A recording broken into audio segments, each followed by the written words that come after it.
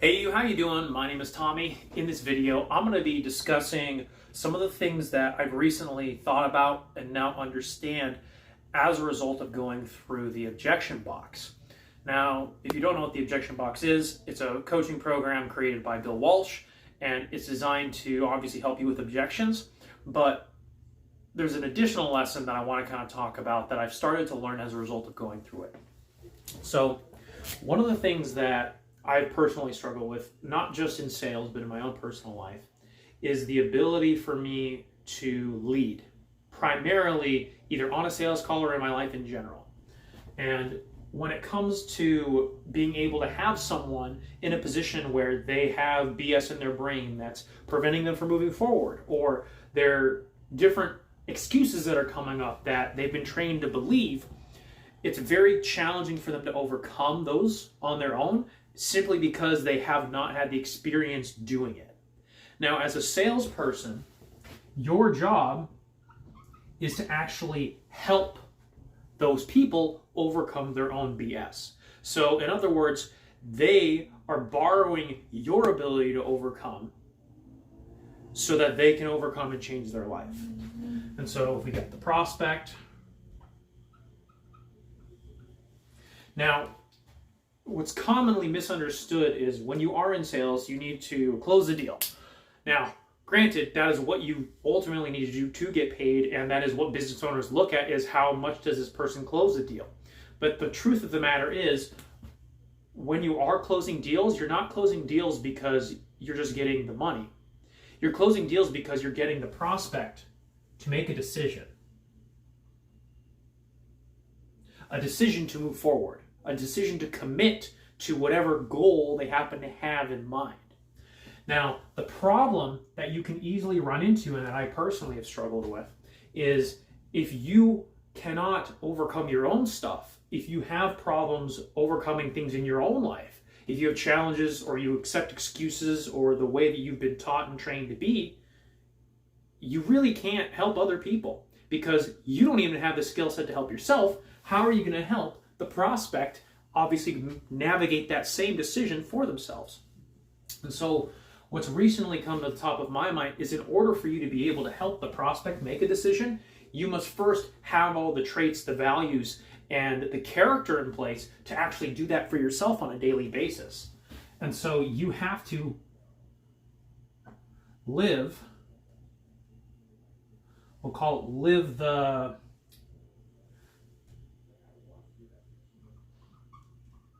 we'll just do this. You have to live the character. In other words, if you are asking someone to do something that they're not typically used to doing, you have to have that internal rock foundation in place to then tell the other person that this is the way you need to act. Not because you're just saying the words, because the words don't really mean a whole lot. The words don't mean a whole lot. You have to have the power behind the words. And the only way the words will actually have the power you need is that the foundation within yourself is that way. So you have to literally, everything you say has to come from within and be true about you. You cannot fake being courageous. You must actually be courageous in order to inspire that in the prospect. You cannot fake resourcefulness if you have not had to be resourceful yourself in order to overcome a specific hurdle, challenge, objection, whatever. So it's very disingenuous for you, and can arguably be somewhat unethical, if you're telling someone to do something that you are not or have not done yourself. And that's something that's really come to the forefront of my mind, because the thing is, your character goes beyond just sales. It infects and is inside and infused in every other area of your life. So the way that you show up on sales calls, of course, that's one silo. But the same way, the same character you have shows up in your relationships.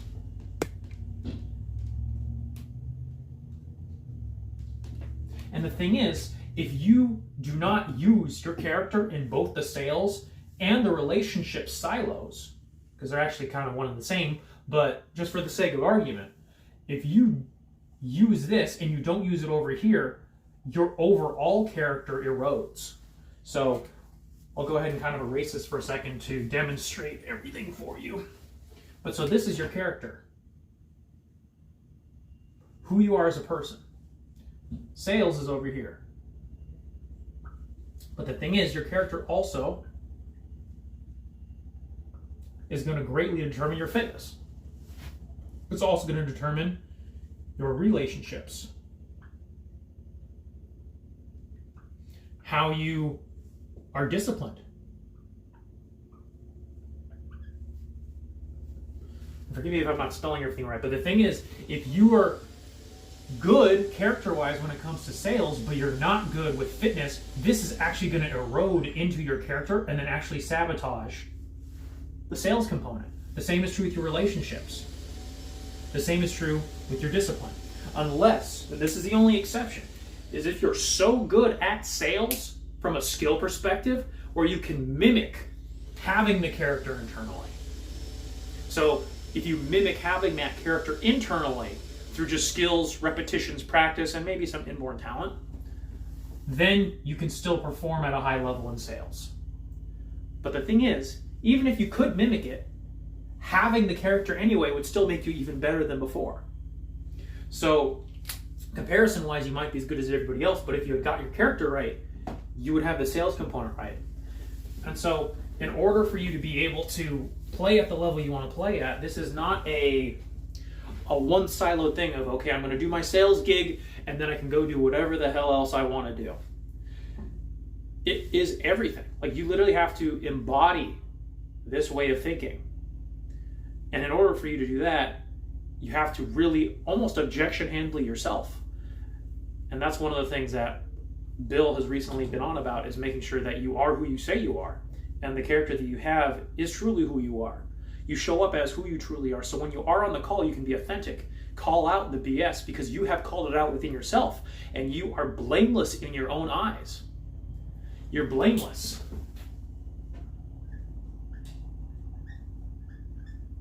It's not like you're being a hypocrite. Because there's blameless and then there's a hypocrite. And unless you're really good at lying or manipulating, you're not going to be able to pull this off on a sales call. If you call someone to overcome their fear, you must have done that for yourself in some way, shape, or form. And so that's essentially the lesson that I want to get across to you that recently has been on my mind. It's because this component, it takes work beyond just the training component. Like, just, okay, how do I say these words? How do I get after this certain emotion? How do I find what really matters to them so that way I can use it to help them make the best decision and actually change their life? Because they're here on my call for a reason. And it would be a disservice to them if I just half-assed it. So I need to go to the max every single call and do the best I can to help them where they are now to get them to where they want to be. But in order for that to happen internally, at least from my perspective, maybe you're different, you have to be blameless. If you're not blameless, then it's going to come out in the call. And then they're going to sense it because things are going to be off. They're going to be like, okay, he's saying the words, but there's no real oomph behind it.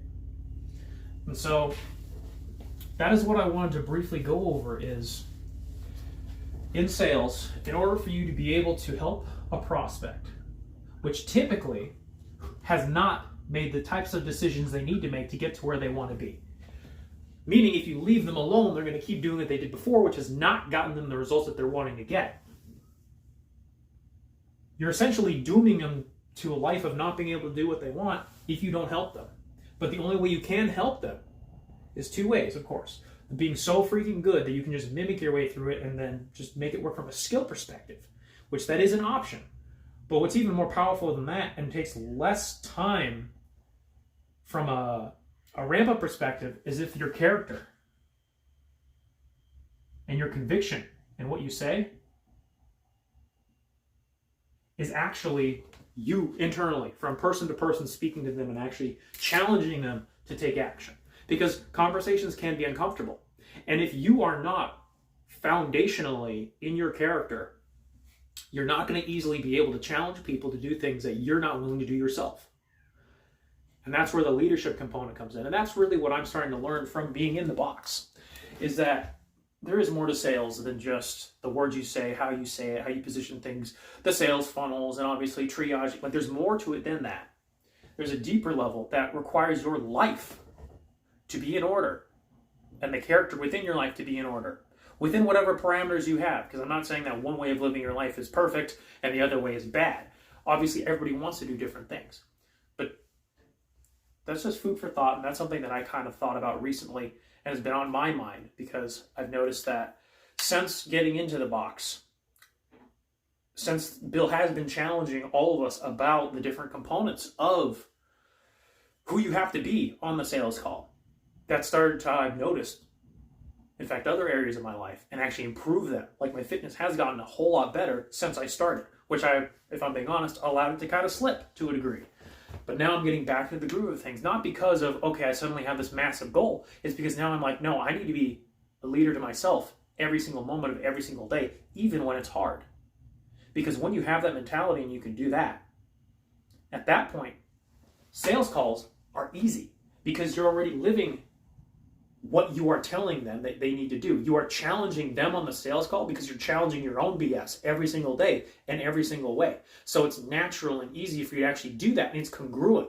And if they get pissed off about it, you can call them out for that and say, hey, you're getting pissed off not at me, you're getting pissed off at yourself because you know you're not doing what you need to do. And then they have a choice. Do they actually change, accept the fact that they have been BSing themselves? Or do they say, F you, and then they get off the call? At which point that person you really can't save anyway.